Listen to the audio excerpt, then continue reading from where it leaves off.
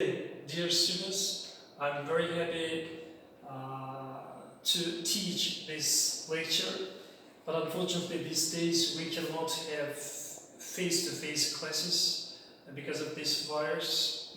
You said we have to be very patient, and all these problems will go very soon, and I hope we will be back to our university.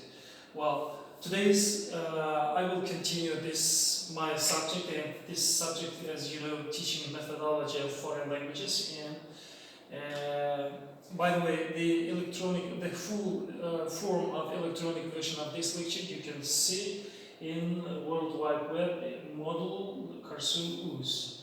Well, today's topic of our lecture is called Assessment in Teaching Foreign Languages, and the plan of this lecture is we will talk about this subtopics: the rules of assessment, making testing more productive, alternatives to testing, and types of tests. By the way, we will have very short speaking because you see a lack of time. That is why I told you that the e-version of this full lecture you can take from Moodle Karsu.uz.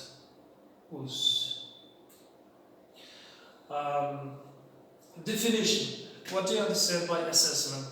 As you know, that assessment is a systematic collection of data to monitor the success of a program or course in achieving intended learning outcomes for students. The synonym for this word assessment is evaluation. It is a systematic determination of a subject's merit, worth, and significance using criteria governed by a set of standards. The next word which comes as a synonym to the word assessment, it is testing.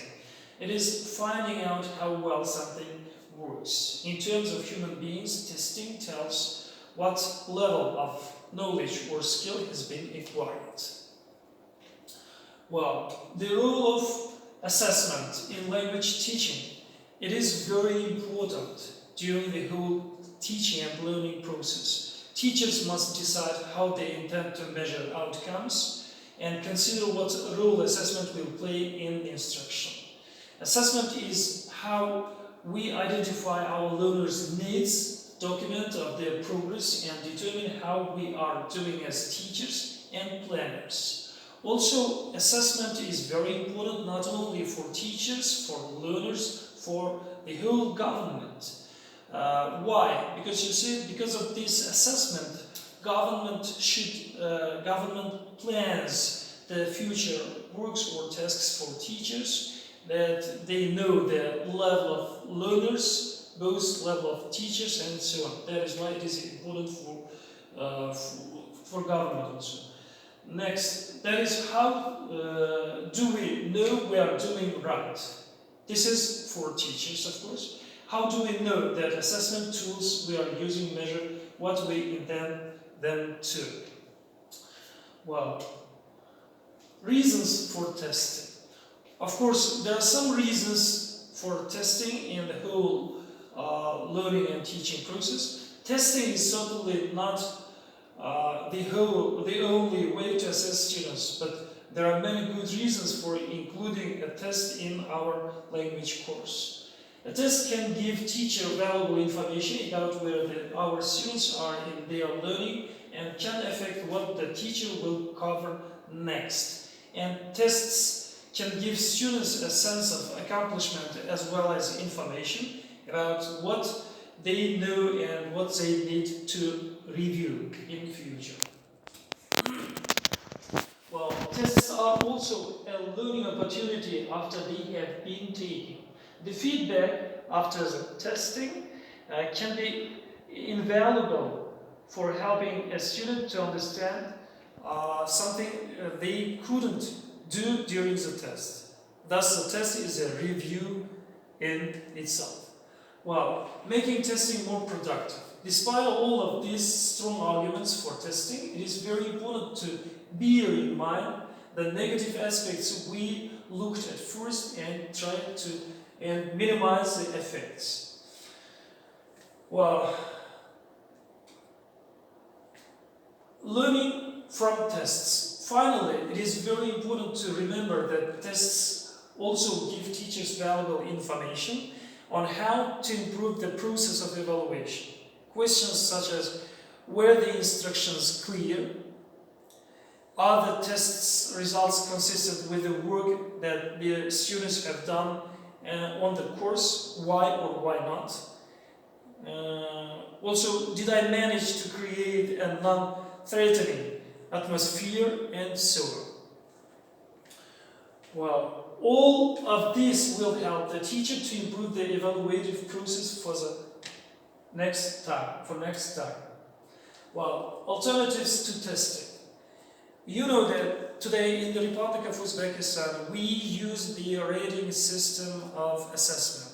According to this rating system, we have continuous assessment, midterm assessment, and final assessment. Well, from your first year, you know that what is continuous assessment, what is midterm, and what are final assessment. In continuous assessment, teachers use this form of assessment in the whole period of maybe a semester or a term, as we say. And midterm assessment. Midterm assessment is used, you know, that at least once during the term or maximum 2 times. And final assessment is, you know, that at the end of the semester, students have the final assessment. Well, what forms of assessment can be used in these assessments? In these forms of assessment? In continuous assessments, usually teachers use asking questions or discussions or role plays, debates, and so on, or working in small groups, mini groups, or working in pairs, and so on. Well, mostly teachers use in midterm assessment the form of assessment like testing or test, as we say, or written tasks, answering questions, or so on. And in final assessment, teachers usually use testing, especially oral or written testing. Well, one thing here we should emphasize that teachers should pay very attention to the form and criteria of assessment, and most or questions used in continuous assessment shouldn't be taken and used in midterm assessment and in final assessment, you see? And all these things bring to the validity of testing assessment. Well, next alternative to testing is called portfolio. Portfolio, you know that portfolio has 2 versions, 2 forms. They are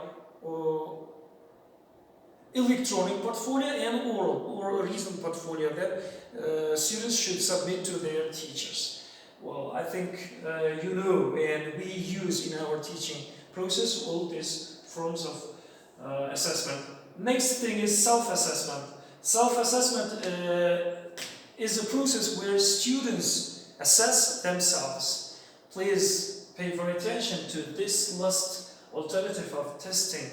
With the help of this self-assessment, students should know their level, their knowledge and skills or competence, and then they should plan their future tasks to fulfill or do, and so on. Well, the criteria must be carefully decided upon beforehand.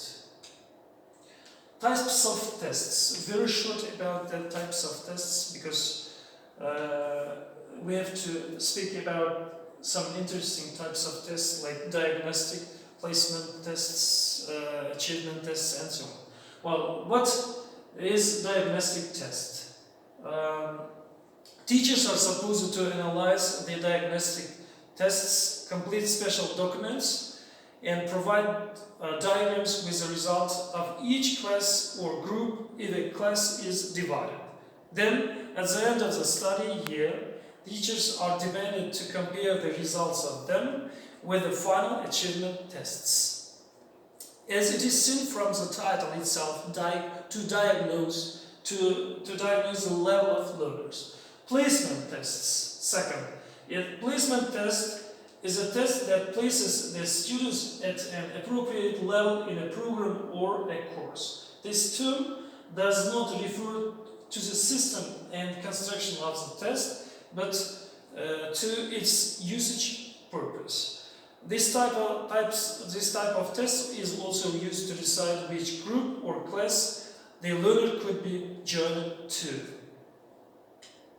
Well, next one is progress test. It shows the teacher whether the students have learned the recently taught material successfully. Basically, the teacher intends to check certain items, not general topics covered during the school or study year. Wow. What about the next one? It is achievement test. Achievement test, which measures language someone has learned during the specific course, study, or a program. Here the progress is significant and therefore is a main point test. Achievement tests are mainly given at definite times of the school year. Wow. Wow, and the next one is proficiency tests. The proficiency test is a test which measures how much of a language a person knows or has learned. Well, it is not bound to any curriculum or a syllabus, but it is intended to check the learner's language competence. Although some preparation and administration should be done before taking the test results are what being focused on. A good example can be for this is IELTS and for example, TOEFL. International English Language Test System, IELTS, or the test of English as a foreign language, TOEFL, that are used to measure the learner's general knowledge of English in order to allow them to enter any higher educational institutions or take up a job in any place to get salary and so on. Also, Cambridge First Certificate test that has almost the same aim as TOEFL. Okay. Unfortunately, we have to say about some points that may be like arguments against using tests as a form of assessment. You see, some students become so nervous that they can't perform and do not give a true account of their knowledge or ability during the testing. This is very important. Well, other students can do well with a last-minute cramming despite not having worked throughout the course. These two arguments are very interesting, vice versa. In the first argument, for example, a student may get nervous, but he studies or has studied very well during the semester. And the next one is vice versa. In the last minute, he showed his artistic characteristic peculiarities, and he or she can take 5 or the maximum score. Next one is once the test has finished, students can just forget all that they had learned. You know that students or learners, they prepare for testing, not studying during the whole semester. The same thing in our university, in our faculty. If you remember, during the final assessment, a crowd of students will take their phones or papers or lectures just during in the corridor. But what about the whole semester? Vice versa. That is it. Students become focused on passing tests rather than learning to improve their skills. Well, and some more arguments we can give here. Well, here, dear students, we've put some references that were used during preparing this lecture, and you can take from internet these lectures. Also, I should repeat once more that in World Wide Web uz you can find this full version of this lecture. Thank you very much for your attention. I hope to see you again in this university.